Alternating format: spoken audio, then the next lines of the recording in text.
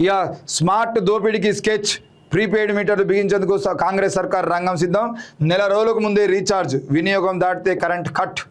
కేసీఆర్ 10 ఏళ్ల పాటు వ్యతిరేకించినటువంటి current smart మీటర్లను నెత్తికెత్తుకున్నది Congress సర్కార్. వినియోగదారులకు స్మార్ట్ మీటర్లతో షాక్ ఇచ్చేందుకు సిద్ధమైంది. ఈ వ్యవహారంలో భారీ దోపిడీకి స్కెచ్ చేసినట్లు ఆరోపణలు వెల్లువెత్తుతున్నాయి. ప్రీపెయిడ్ మీటర్లతో ప్రజల జేబుకు చిల్లు తప్పదని విద్యుత్ రంగ నిపుణులు హెచ్చరిస్తున్నారు. రాష్ట్రంలోని విద్యుత్ వినియోగదారులకు స్మార్ట్ మీటర్ల ఏర్పాటుతో షాక్ ఇచ్చేందుకు రాష్ట్ర ప్రభుత్వం సిద్ధమైంది. స్మార్ట్ ప్రీపెయిడ్ మీటర్లు బిగించేందుకు ఇప్పటికే రంగం సిద్ధం చేసింది. విద్యుత్ నియంత్రణ మండలి నుంచి అనుమతి రాగానే ఈ మీటర్లను బిగించనున్నారు. మొత్తంగా స్మార్ట్ మీటర్ల పేరిట భారీ దోపిడీకి సర్కారు స్కెచ్ వేసిందన్న ఆరోపణలు వినిపిస్తున్నాయి. ఈ విధానంలో మొబైల్ రీఛార్జ్ తరహాలో విద్యుత్ వినియోగదారులు ముందే రీఛార్జ్ చేసుకోవాలి. నెల రోజుల ముందే వినియోగానికి ముందస్తు బిల్లులు చెల్లించాలి. ఆ తర్వాత నెల రోజులు వినియోగించిన విద్యుత్కు బిల్లు జారీ అవుతుంది.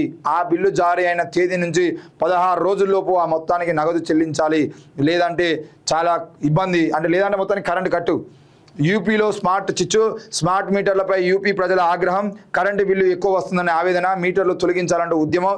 ఛార్జీల్లో లోపాలున్నాయన్న రెగ్యులేటరీ విధానం.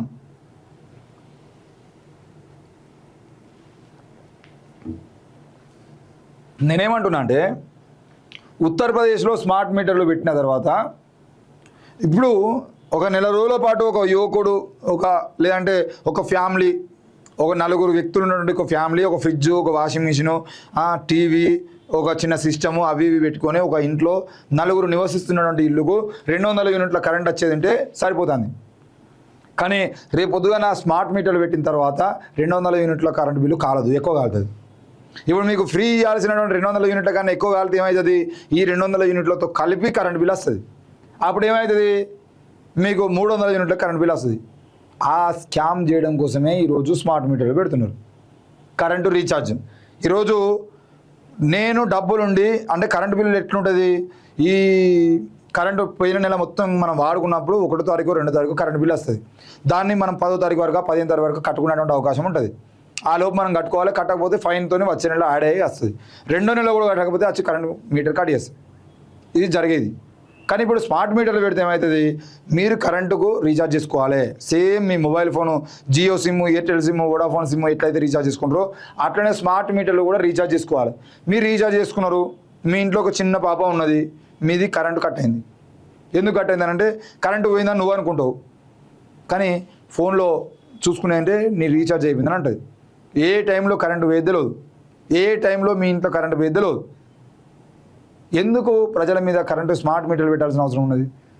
మీకు ఒకవేళ బకాయిలు పెండింగ్ ఉండేదంటే బకాయిలను అధికారులు ఏం చేస్తున్నారు?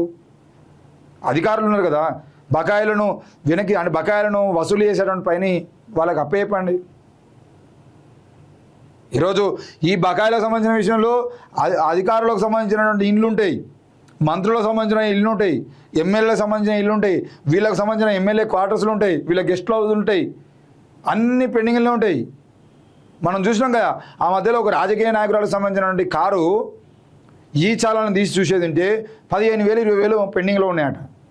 ఆమె రోజు ప్రజలను తిరుగుతుంది కదా, ఆమె ఈఎంఐ ఆమె అన్ని పెండింగ్ చాలను పెట్టుకునేదంటే 20-30 పెండింగ్ చాలను ఉండేదంటే ఎందుకు ఆమె కారును ఆపలేకపోతున్నారు పోలీసు వాళ్ళు? ఆపరు, ఎందుకంటే అధికారం వాళ్ళ చేతిలో ఉన్నది. కానీ ప్రజలకు ఎట్లా? ప్రజల దగ్గర ముందే వసూలు చేసుకోవాలి. రీఛార్జ్ చేసుకుంటాం, మనం నెల రోజుల పాటు వాడుకుంటాం. రేపు పొద్దున స్మార్ట్ మీటర్లు వచ్చిన తర్వాత కరెంట్ బిల్లులు ఎక్కువ వస్తాయి. రెండోది, ఇప్పుడు మనం కదా మొబైల్ ఫోన్, ఒకవేళ మొబైల్ ఫోన్ ఉంది, రీఛార్జ్ చేసుకున్నాం, నెల రోజుల పాటు మనం ఏదైనా టూర్కి పోయినా, ఇంకేదైనా ఉన్నా, ఏదైనా పని పడ్డా, మనకి అనారోగ్యం వచ్చినా, ఏం వచ్చినా ఫోన్ వాడకపోతే అరే వీళ్ళు 10 రోజులు వాడలే కదా అని చెప్పేసి మళ్ళీ 10 రోజులు పెంచరు. రేపు పొద్దున స్మార్ట్ మీటర్లు పెట్టిన తర్వాత కూడా కొత్త స్కీమ్. ఇప్పుడు స్మార్ట్ మీటర్లు పెడతారు, రీఛార్జ్ చేసుకున్నంత వరకు మీకు అది నడుస్తూనే ఉంటుంది అంటారు. రేపు పొద్దున మళ్ళీ 6 నెలలు, ఏడాది అయిపోయిన తర్వాత 2 నెలలు అయిన తర్వాత ఇంకోసారి మళ్ళీ కాంగ్రెస్ అధికారంలోకి వచ్చినా, వేరే పార్టీ అధికారంలోకి వచ్చినా మీరు రీఛార్జ్ చేసుకునేది నెల రోజుల వ్యాలిడిటీ అంటారు. ఇప్పుడు వ్యాలిడిటీ ఉండదు, తర్వాత వ్యాలిడిటీ పెడతారు. ఎవరు నష్టపోవాలి? ఎందుకు నష్టపోవాలి? మాకేం అవసరం? నష్టపోవాల్సినటువంటి అవసరం మాకేమున్నది? స్మార్ట్ మీటర్లు మిమ్మల్ని ఎవడు అడిగిన భయ్? ఆల్రెడీ మీటర్లు ఉన్నాయి కదా, మీటర్లు ఆల్రెడీ ఉండగా స్మార్ట్ మీటర్లు ఎవడు అడిగింది మిమ్మల్ని? ప్రజలు అడిగిర్రా? మాకు ఇది కావాలని అడిగిర్రా ప్రజలు? దోపిడికి ఎగబడ్డరు.